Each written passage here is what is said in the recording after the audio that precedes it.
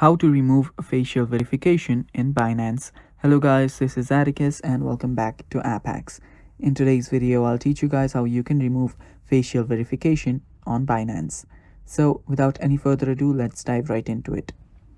The first step is open up your Binance. After you open up your Binance, make sure that you're logged in into your account. After you do that, what you'll need to do is tap on the top left corner on your Binance logo. Tap on it, and after you tap on it, you will need to head over to your user profile. For that, tap on your username, and you should see an option that says security.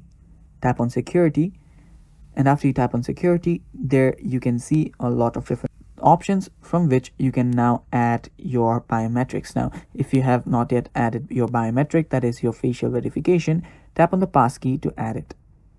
So after you tap on it, here you can tap on add passkey, or if you already do have that, you can simply find your facial verification, simply tap on it and remove it, and it's that simple. So yeah, that is how you remove facial verification in Binance. Thanks for watching guys. That's all for today's video.